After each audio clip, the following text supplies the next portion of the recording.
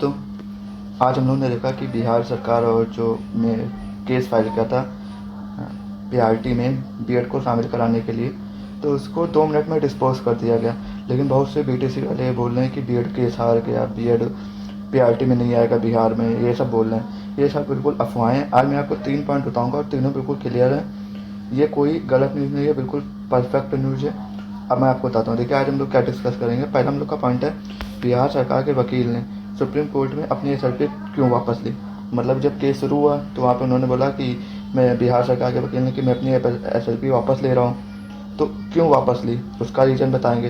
दूसरा है, क्या बीएड अब बिहार सरकार में प्राइमरी से बाहर हो गया है, इसका रीज़न बताएंगे।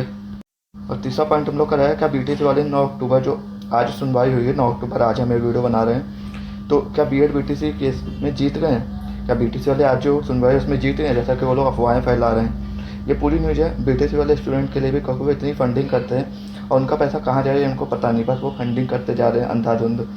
आपका पैसा, देखिए, आप फंडिंग के लिए मैं नहीं मना कर रहा हूँ, लेकिन आपको पता होना चाहिए जो आपको ये गलत अफवाहें फैलाते हैं कि आप केस जीत गए, क्योंकि उनको और फंडिंग चाहिए। अभी फिर 13 को केस है, फिर वो आपसे फंडिंग लेंगे और आप फंडिंग करते जा रहे हैं। सरकार से आप कभी फंडिंग में नहीं जीत सकते। सरकार अरबपति है और आप अपनी फंडिंग दीजिए, कोई दिक्कत नहीं है। चलिए अब देखते हैं क्या हुआ आज के केस में। देखिए, पहला पॉइंट हुआ, जज साहब ने क्या बोला। सबसे पहले जैसे ही जज केस शुरू हुआ, जज साहब ने बोला नया जो आज का केस था, उन्होंने बोला नया फ्रेश केस जिसमें सारी चीज़ें क्लियर हो शुरू से लेकर अंत तक जानकारी हो, नहीं तो इस केस को ट्रांसफ़र कर दिया जाए। किसको, अनिरुद्ध बोस और सुधांशु धुलिया के बीच में।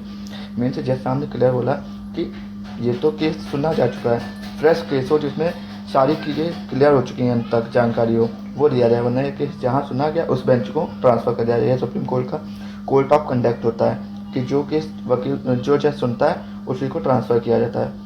तो उन्होंने ये बोला कि उसी को ट्रांसफ़र किया जाए। अब इसमें प्रशांत भूषण सर क्या बोले, जो बीएड की तरफ से वकील थे, उन्होंने ये बोला, सर हमारा फ्रेश केस पिटीशन में पड़ा हुआ है जो कि 13 फरवरी को है, जिसका डेट भी मिला है, और उसको सुनकर किसी भी प्रकार का फैसला दिया जाए। तुरंत प्रशांत भूषण सर बोले कि उनका केस पड़ा 13 फरवरी को, उसकी सुनवाई है, उसको सुन के ही फैसला दिया जाए। अब जैसे ही प्रशांत भूषण सर ने ये बोला, तुरंत जो बिहार सरकार के वकील थे, जिनका नाम क्या था, शकील अहमद, बिहार सरकार के, उन्होंने बोला, इन्होंने जैसे ही सुना प्रशांत भूषण कह रहे हैं उनका जल्द से जल्द केस एक फ्रेश रिट के बिना रिट का तो बिना देर किए केस वापस ले लिया। उन्होंने जैसे सुना कि उनका केस एक फ्रेश रिट है, जैसा एक तो आपने यहाँ ऊपर देखा कि मैंने बोला कि कोर्ट ने भी बोला कि फ्रेश रिट होनी चाहिए, ओल्ड रिट नहीं। तो जैसे ही आपकी बिहार सरकार के वकील ने सुना कि प्रशांत भूषण सर का जो फ्रेश रिट में केस है, उन्होंने अपनी जो एसएलपी है केस वापस ले लिया। उनका समझ में आ गया था कि सुधांशु धुलिया और अनिरुद्ध बोस के बेंच में नहीं जाना है, क्योंकि वो जानते थे कि ये जितने भी केस सुधांशु धुलिया अनिरुद्ध बोस के बेंच में जा रहे हैं बीएड वाले, तो उसमें बीएड की हारी हो रही है। जो आज केस लगा था उसमें छत्तीसगढ़ वाले जज थे, लेकिन उन्होंने बोल दिया कि फ्रेश रिट होनी चाहिए। तो उन्होंने तुरंत अपनी एसएलपी वापस ले ली, क्योंकि उनको खतरा लग रहा था। और ऐसे समय में ये डिसीजन भी काफ़ी अच्छा था। और प्रशांत भूषण सर से बोले कि आपके केस में हम पार्टी हैं, और जो प्रशांत भूषण सर ने केस किया है उसमें बिहार सरकार पार्टी है, तो उन्होंने बोला कि आपके केस में हम पार्टी हम उसी में रहेंगे। तो ये पूरी हुई। इसमें आप बताइए कि बीएड की हार कहाँ से हुई।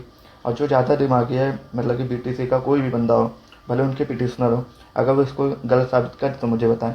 ये पूरी बात हुई है। अब हम आपको बीटीसी वालों को अब एक बात बता रहे हैं। देखिए, वीडियो शेयर करें आप लोग या ना शेयर करें, लेकिन ये जानकारी सब तक पहुँच जाए, सारी जानकारी पहुँचाए, क्योंकि जो लोग बीटीसी वालों से फंडिंग करवा रहे हैं, मतलब कि बहुत से एक मछली आ जाती हैं जो फंडिंग करवा के, फंडिंग के नाम पे पता नहीं कितने लोग फंडिंग करवाते रहते हैं, या फिर कोई जेन्युइन बंदा हो। नहीं तो बताएंगे कि आज का उनका सारा पैसा बर्बाद हो गया, ये नहीं बताएंगे कि उनका सारा पैसा आज का बर्बाद हो गया। जितने भी वकील आए थे उनकी 1 दिन की फ़ीस थी, वो अब वो दूसरे में नहीं जाएंगे, तो उनका सारा पैसा बर्बाद हो गया। अब बात बताइए आप कि फंडिंग तो आपके जाए 2-2, 3-3 हज़ार रुपये, और अभी पेपर देने जाना होगा और आएंगे। और क्या आपको लगता है कि बिहार सरकार इतनी जल्दी हार जाएगी। बाकी जैसा आपका मन आप करिए। वीडियो अच्छी लगी तो इसको शेयर करें, सब्सक्राइब करें चैनल को। Thank you.